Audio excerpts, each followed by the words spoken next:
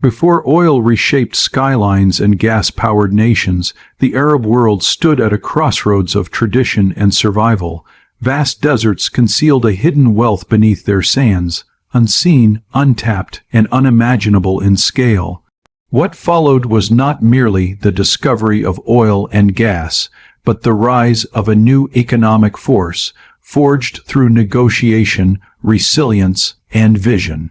This is the story of how Arabs transformed black gold into power, industry, and global influence, without fantasy, without embellishment, only history, strategy, and consequence.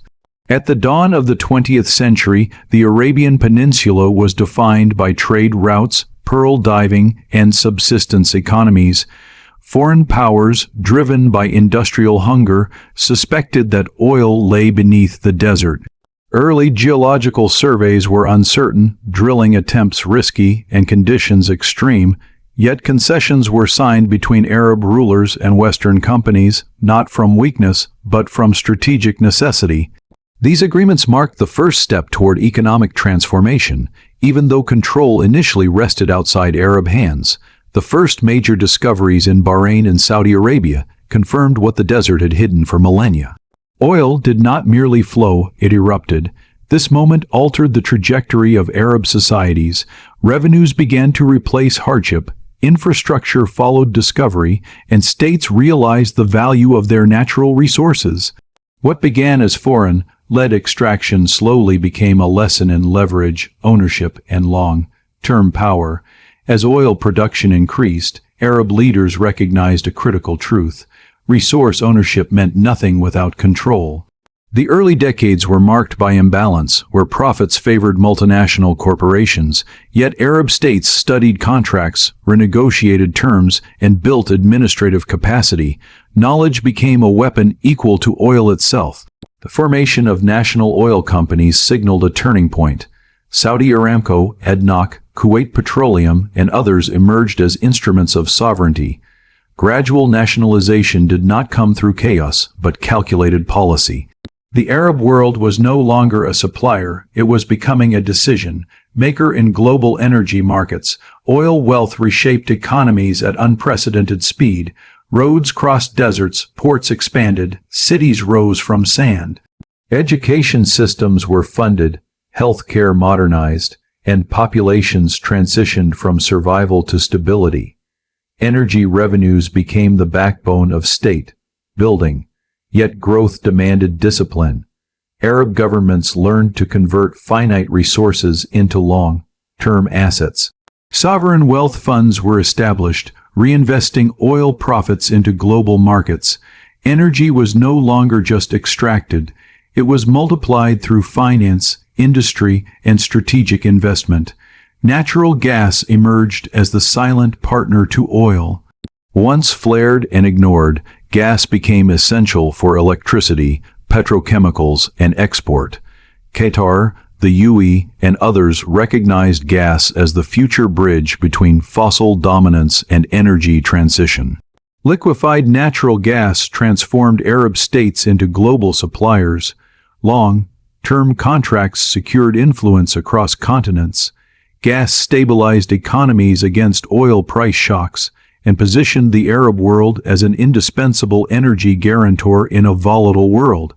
Energy power reshaped geopolitics. The formation of OPEC unified producers under shared interests. Pricing, supply coordination, and market signaling shifted global economics. Arab voices began influencing inflation, diplomacy, and strategic alliances. The oil embargo era proved a defining lesson. Energy could command attention without warfare. Arab states demonstrated restraint, calculation, and unity. The world adjusted, and energy diplomacy became a permanent feature of international relations. With maturity came diversification. Oil revenues funded aviation, logistics, tourism, technology, and manufacturing. Energy was no longer the destination. It was the engine enabling broader economic ecosystems. Private enterprise expanded alongside state giants. Arab energy companies became global operators, acquiring assets, refining expertise, and exporting leadership. The business of oil and gas evolved from extraction to full-spectrum energy management. As the world confronts transition, Arab energy strategy adapts. Renewable investment, hydrogen research, and carbon management coexist with oil and gas dominance. Experience teaches that control lies not in denial of change, but mastery of it. The Arab success story in oil and gas is not a tale of luck beneath sand.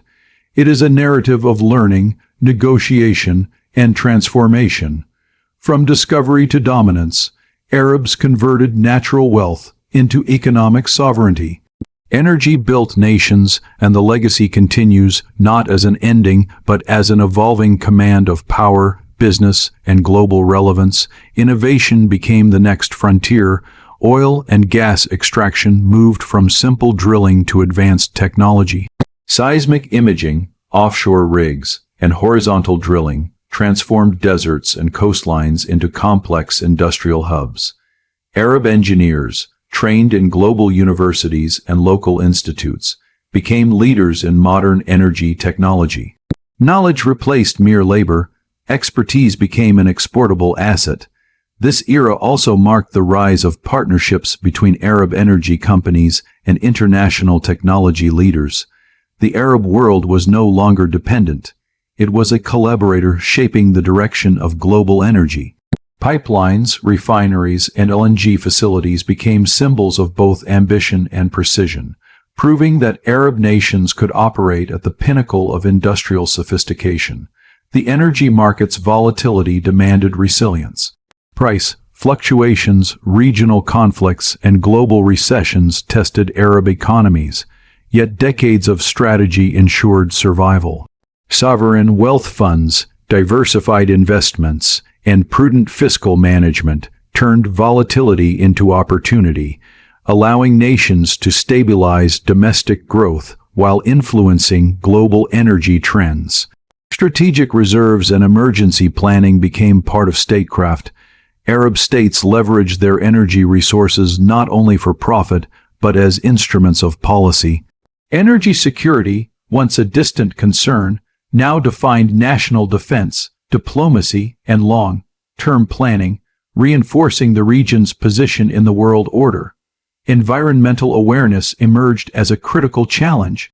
Arab leaders recognized that energy leadership required responsibility. Investment in cleaner technologies, gas utilization, and emission reduction became essential. Policies balanced economic growth with ecological sustainability, signaling a new era of responsible energy management. Solar fields, wind farms, and carbon capture projects began complementing traditional energy infrastructure. Arab nations demonstrated that modern energy dominance is not measured solely by oil barrels but by adaptability and foresight. The desert, once only a source of black gold, now held the promise of green energy. Global influence expanded beyond energy alone. Arab companies began acquiring international assets, from refineries in Europe to pipelines in Asia. Knowledge transfer, investment, and partnerships reinforced the Arab world's position as a global energy hub. Strategy, not chance, determined the flow of influence. Energy became a platform for economic diversification and geopolitical negotiation. Arab nations leveraged experience to negotiate trade, investments, and security agreements. Oil and gas were no longer merely commodities. They were instruments of global engagement, ensuring the Arab voice carried weight on every continent.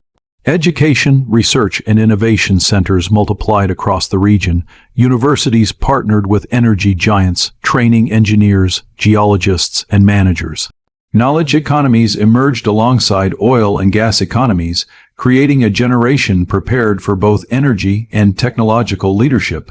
The Arab world demonstrated that mastery of natural resources was inseparable from mastery of human capital. Investment in people ensured that oil and gas remained not just a source of wealth, but a foundation for sustainable national power. The success story extended from the desert sands to classrooms, laboratories, and boardrooms worldwide.